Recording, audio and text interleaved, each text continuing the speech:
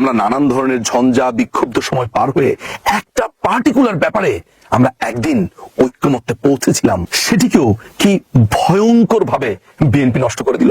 একবার ভাবুন তো, বিএনপি যদি বিচারপতিদের বয়স বাড়ানোর মতো ওই কূট সিদ্ধান্ত, ওই নোংরা সিদ্ধান্তটুকু না নিত, তাহলে কি আজকের রাজনীতিতে আপনি তত্ত্বাবধায়ক সরকার বা 111 এগুলো নিয়ে আপনাকে কথা বলতে হতো? তাহলে আপনি কেন বিএনপিকে এই প্রশ্ন করছেন না যে তাই তো আপনি বিচারপতিদের বয়স বাড়িয়ে আপনার মনোনীত বিচারপতি হাসানকে তত্ত্বাবধায়ক সরকারের উপদেষ্টা করতে চেয়েছিলেন? কেন আপনি কেন এই চালাকিটুকু করেছেন? এই চালাকিটুকু করার কারণেই তো 111 সরকার এসেছে, এই চালাকিটুকু করার কারণেই তো সব রাজনীতিবিদরা গ্রেফতার হয়েছে। আপনি এই চালাকিটুকু করেছেন বলেই তো আপনার কোর্টের রিট হয়েছে। আপনি এই চালাকিটুকু করেছেন বলেই তো আদালত সেটার উপরে ভিত্তি করে সমস্ত কিছু বিবেচনা করে এই তত্ত্বাবধায়ক সরকারকে আমাদের বেসিক স্ট্রাকচার অফ দ্য কনস্টিটিউশনের বিরুদ্ধ বলেছে।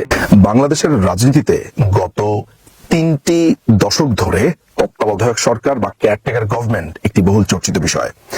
এই তত্ত্বাবধায়ক সরকারের উন্মেষ থেকে শুরু করে পরবর্তী সময় সেটা ছেদ এবং পরবর্তী সময় সেটির নানাবিধ ব্যবহার এবং এটিকে বাতিলকরণ, এটি থাকবে কি থাকবে না, সংবিধান থেকে মুছে দেওয়া হবে কিংবা সংবিধানে থাকবে কিংবা এটির পুনর্জাগরণ, এসব সব কিছু মিলে তত্ত্বাবধায়ক সরকার ব্যবস্থা বা কেয়ারটেকার গভর্নমেন্ট নিয়ে বাংলাদেশের রাজনীতি প্রবলভাবে উত্তেজিত ছিল, প্রবলভাবে উত্তপ্ত ছিল। ইনফ্যাক্ট 2024 সালের 7 জানুয়ারি দ্বাদশ জাতীয় সংসদ নির্বাচনে এই কেয়ারটেকার গভর্নমেন্ট এটি ছিল আলোচনার অন্যতম বিষয়বস্তু। বাংলাদেশের একটি বৃহৎ রাজনৈতিক দল বলে দাবি করা বাংলাদেশ জাতীয়তাবাদী দল ওরফে বিএনপি বারবার বলে এসেছে যে তত্ত্বাবধায়ক সরকার ব্যবস্থা ছাড়া তারা নির্বাচনে যাবে না এবং এই ব্যবস্থার প্রতি তাদের পূর্ণ আস্থা আছে। কিন্তু যখন এই তত্ত্বাবধায়ক সরকার ব্যবস্থার উন্মেষ ঘটেছিল, অর্থাৎ বাংলাদেশ আওয়ামী লীগ যখন এই তত্ত্বাবধায়ক ব্যবস্থা প্রবর্তনের জন্য আন্দোলন সংগ্রাম করেছিল, সে সময় এই বাংলাদেশ জাতীয়তাবাদী দল বিএনপি বলেছিল পাগল ও শিশু ছাড়া বাংলাদেশের কেউ নিরপেক্ষ নয় এবং তত্ত্বাবধায়ক সরকার ব্যবস্থা তারা প্রবর্তন করতে চায়নি। আর প্রবর্তন করতে চায়নি বলেই 1996 সালের 15ই ফেব্রুয়ারি তারা একতরফা নির্বাচন করেছিল। পরবর্তী সময় বাংলাদেশ আওয়ামী লীগ, জাতীয় পার্টি এবং নানাবিধ বাম দল যারা রয়েছে বাংলাদেশে, তাদের সম্মিলিত আন্দোলনের ফলে তত্ত্বাবধায়ক ব্যবস্থা প্রবর্তিত হয়। পরবর্তী সময় এই তত্ত্বাবধায়ক সরকার ব্যবস্থার কি হলো সেটি নিয়েই আজকের এই ভিডিও। তত্ত্বাবধায়ক সরকারের বিষয়াদি যখন সামনে চলে আসে তখন বেশিরভাগ মানুষই এই সময় বলে থাকেন যে বাংলাদেশ আওয়ামী লীগ তত্ত্বাবধায়ক সরকার প্রবর্তনের প্রথম সারির রাজনৈতিক দল হলেও পরবর্তী সময়ে তারাই এই তত্ত্বাবধায়ক সরকার বাতিল করেছে। এই কথাটা কতটুকু সত্য?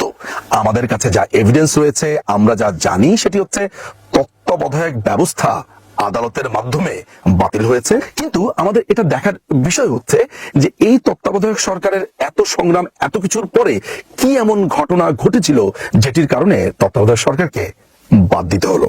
আমরা এই ভিডিওর পরবর্তী অংশগুলোতে সেগুলো ধাপে ধাপে জানবো। আপনাদেরকে এটি বলে নেওয়া ভালো যে 90 দশকের মাঝামাঝি সময় তত্ত্বাবধায়ক সরকার ব্যবস্থা প্রবর্তনের জন্য বাংলাদেশ আওয়ামী লীগের তরফ থেকে দাবি ওঠে। এই দাবির তীব্রতা প্রকাশ পায় যখন 1994 সালে মাগুরা 2 আসনের উপনির্বাচন সংগঠিত হয়।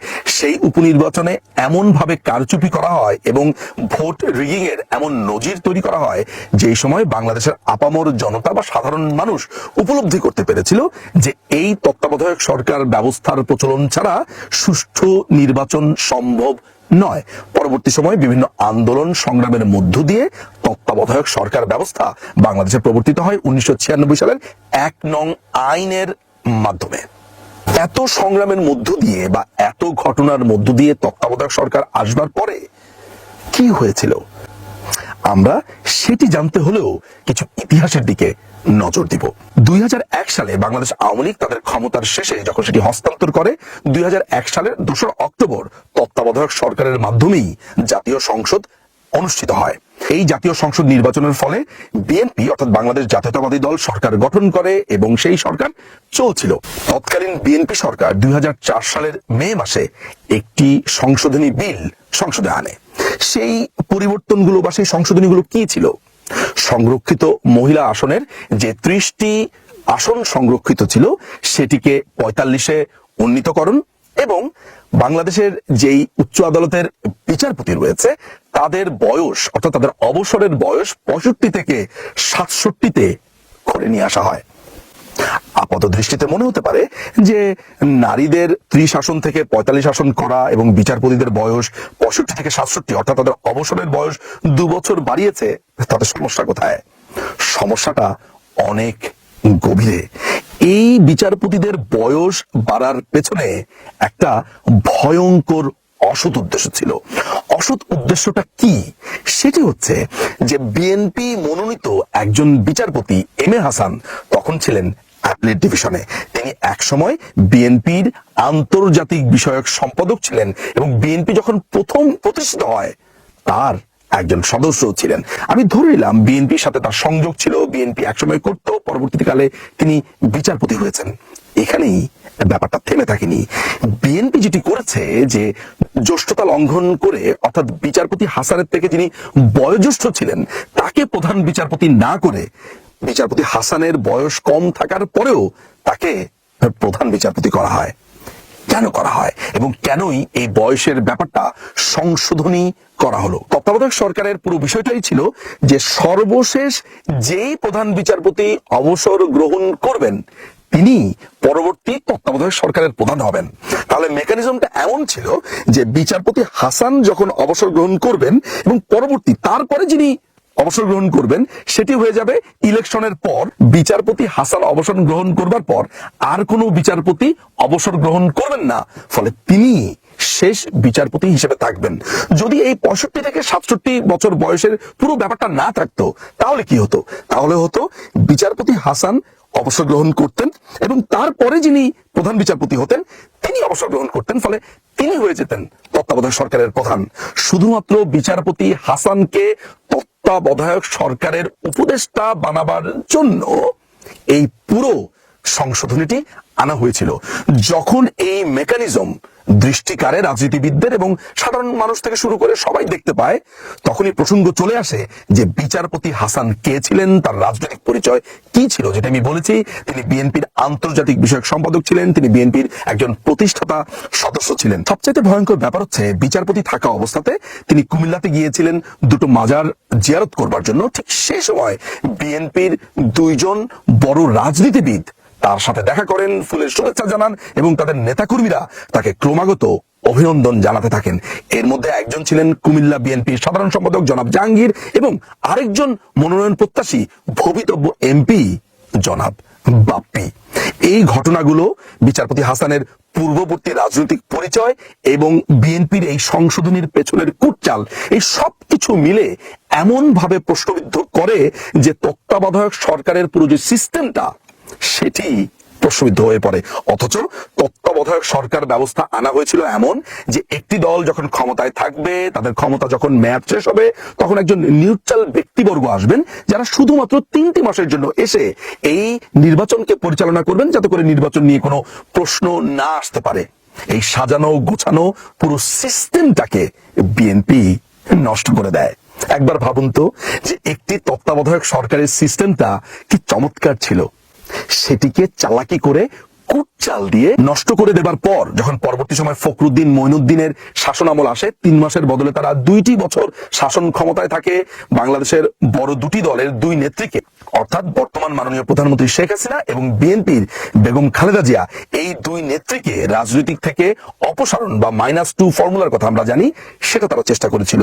বিভিন্ন রাজনীতিবিদের বিরুদ্ধে ভুয়া মামলা, নানান ধরনের হয়রানি তারা করেছিল। অর্থাৎ যেই নষ্টটা বিএনপি তত্ত্বাবধায়ক সরকারের সিস্টেমে করেছিল সেটি তাদেরকে দংশন করে। এই যে আওয়ামী লীগকে আমি তীরবিদ্ধ করতে চাই, একবার নিজের বিবেকের কাছে প্রশ্ন করুন তো, আমি আপনাদেরকে এখন পর্যন্ত যা বলেছি নিজেকে প্রশ্ন করুন। তাই তো এই তত্ত্বাবধায়ক সরকার নষ্ট করলো কে? এই তত্ত্বাবধায়ক সরকারকে পুরো কলুষিত করেছিল বিএনপি। তত্ত্বাবধায়ক সরকারটুকু হয়েছিল বাংলাদেশের মতো এমন একটা রাজনৈতিক দেশে যেখানে কোনো বিষয়ে কোনো রাজনীতিবিদরা ঐক্যমত্যে পৌঁছাতে পারেন না। আমরা নানান ধরনের ঝঞ্ঝা বিক্ষুব্ধ সময় পার হয়ে একটা পার্টিকুলার ব্যাপারে আমরা একদিন ঐক্যমত্যে পৌঁছেছিলাম, সেটিকেও কি ভয়ঙ্কর ভাবে বিএনপি নষ্ট করে দিল। একবার ভাবুন তো, বিএনপি যদি বিচারপতিদের বয়স বাড়ানোর মতো ওই কূট সিদ্ধান্ত, ওই নোংরা সিদ্ধান্তটুকু না নিত, তাহলে কি আজকের রাজনীতিতে আপনি তত্ত্বাবধায়ক সরকার বা 111 এগুলো নিয়ে আপনাকে কথা বলতে হতো? তাহলে আপনি কেন বিএনপিকে এই প্রশ্ন করছেন না যে তাই তো আপনি বিচারপতিদের বয়স বাড়িয়ে আপনার মনোনীত বিচারপতি হাসানকে তত্ত্বাবধায়ক সরকারের উপদেষ্টা করতে চেয়েছিলেন? কেন আপনি কেন এই চালাকিটুকু করেছেন? এই চালাকিটুকু করার কারণেই তো 111 সরকার এসেছে, এই চালাকিটুকু করার কারণেই তো সব রাজনীতিবিদরা গ্রেফতার হয়েছে, এই চালাকিটুকু করার কারণেই তো আপনার 2 বছর ধরে একটি অনির্বাচিত সরকার ছিল। আপনি এই চালাকিটুকু করেছেন বলেই তো আপনার কোর্টে রিট হয়েছে, আপনি এই চালাকিটুকু করেছেন বলেই তো আদালত সেটার উপরে ভিত্তি করে সমস্ত কিছু বিবেচনা করে এই তত্ত্বাবধায়ক সরকারকে আমাদের বেসিক স্ট্রাকচার অফ দ্য কনস্টিটিউশনের বিরুদ্ধ বলেছে। যদি এই সিস্টেমের অপপ্রয়োগ বিএনপি না করত, আজ পর্যন্ত তত্ত্বাবধায়ক সরকারের সিস্টেমটা ভালোভাবেই থাকতো। এখন আপনি ঘর পুড়িয়ে দিয়ে আপনি মানুষের কাছে গিয়ে বলছেন, দেখেন আমার ঘর পুড়িয়ে দেওয়া হয়েছে। ঘরটা পোড়ালো কে? আমি দর্শকদের কাছে শুধু একটা প্রশ্ন রেখে যাব, তত্ত্বাবধায়ক সরকার এই বিএনপি কেন নষ্ট করলো, সেটার জবাব আমি সবার কাছে চাই। অনেক ধন্যবাদ।